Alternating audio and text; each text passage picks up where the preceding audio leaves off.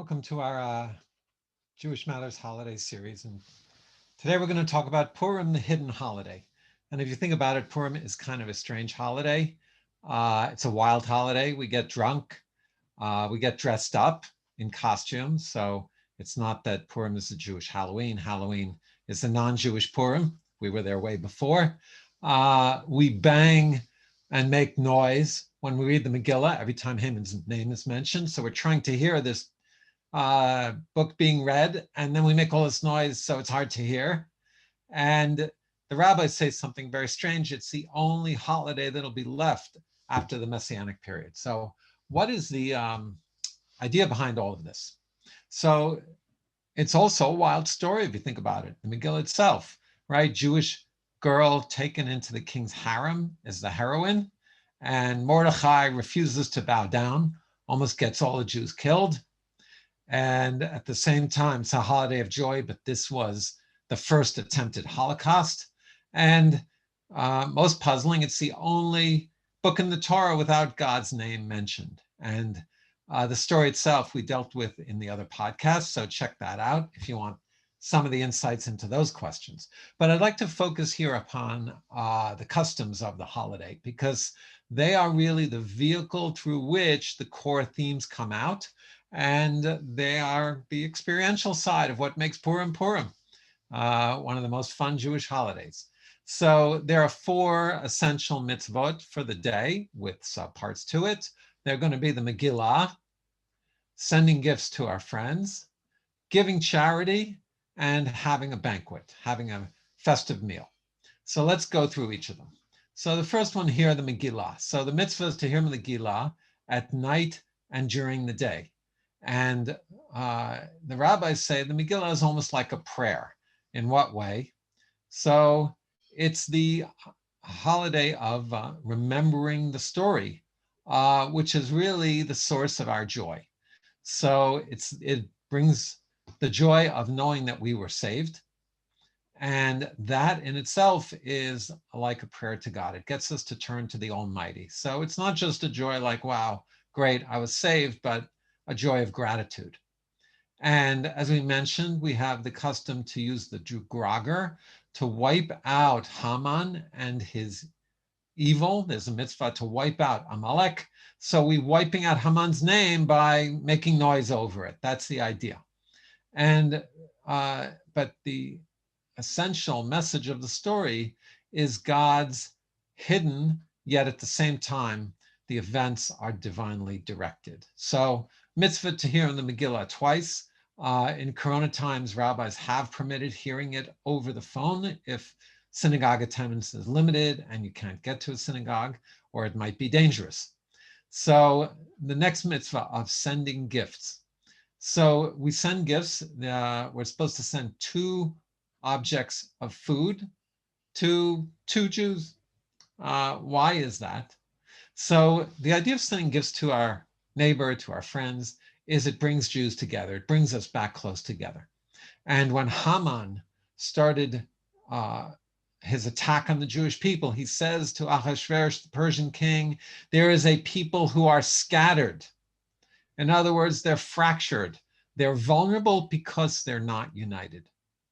And when Esther decides she's going to go beseech the king and needs marriage, she says to Mordechai, gather all the Jews and let them fast and pray. But first gather them. In other words, in unity, we have incredible strength. And so it's a day where we want to try and connect to other Jews. More difficult in Corona times when we have limitations, but generally it's a day of socializing, running in and out of each other's homes, and bringing gifts really gives one an excuse to go into people's homes and to see people you might not have seen, to touch base, to have a l'chaim, as long as you have a designated driver, and bring people together. So the third one, charity for the poor. So on Purim is the only day where when we give out money, we don't need to check the validity of the request. We don't need to check, is this person really needy? And what we say is that we emulate the Almighty, when we give charity. God is a giver. The world was created through chesed, through God's giving. And on Purim, God didn't check if the Jewish people were worthy of being saved. The Talmud tells us they messed up. They went to this feast celebrating their downfall. They bowed down in front of Haman if he had an idol around his neck. But they turned to God and they prayed, and God accepted them. So the idea is that if a needy person turns to us and makes a request, we answer it just like we turn to God with our requests, and God answered it. So the idea is also that on Purim, giving charity will give us merit before the Almighty. And here's where we come to another theme. The Kabbalists say that there is a connection between Purim and Yom Kippur. How could that be? It seems like they're the most different of holidays. So if you think about it, just the word Kippurim means Purim, the day that is like Purim. How is Purim like Yom Kippur? The two are completely different, or so it seems. So, and especially we get to our fourth mitzvah of having a festive meal, which is called a mishteh, a drinking meal, right? So what is the idea? So both Yom Kippur and Purim have incredibly powerful spiritual potential. Now, we tapped into that on Yom Kippur through a purely spiritual path. We don't eat, we don't drink, we spend all day in synagogue, we do tshuva, we do atonement. So we are focusing upon the spiritual, and we achieve joy through this newly found connection to the Almighty and purity. So on Purim also, we're achieving connection to the Almighty, but it's through another path. Now, on the day before Tanit Esther, the fast of Esther, when we fast, we do pray, and on Yom Kippur we should be praying.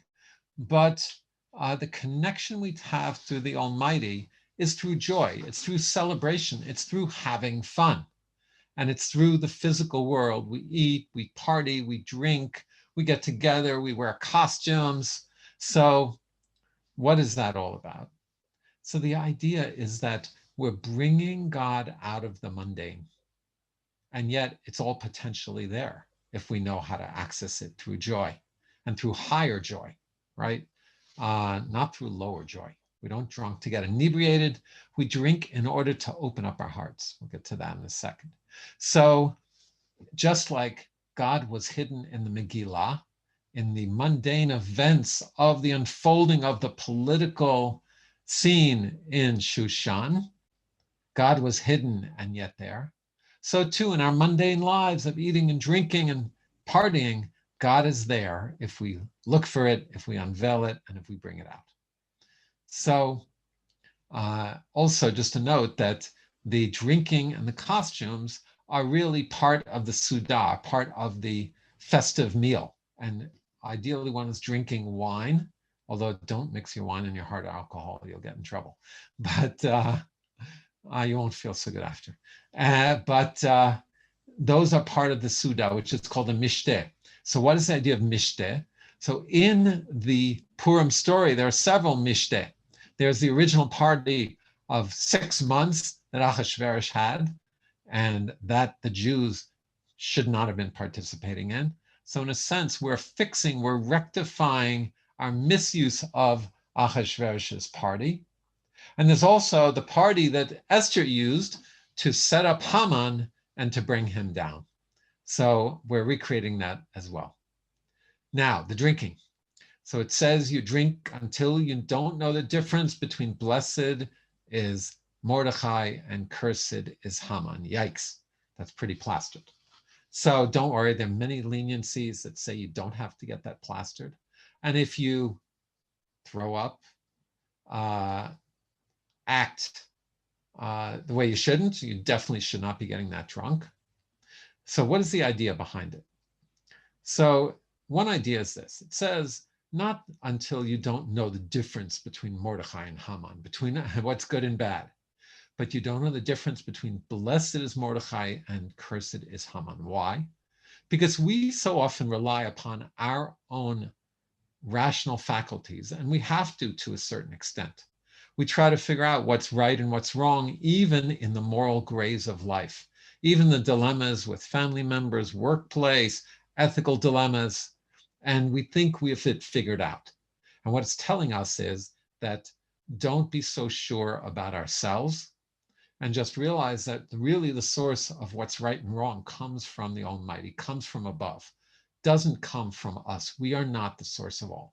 So if we have an ethical dilemma, try and find a Torah answer, consult a Torah sage, look beyond ourselves and our own reason, because lots of people think they're so right, and yet we know they're not. So we let go of our own sureness of our rational faculties.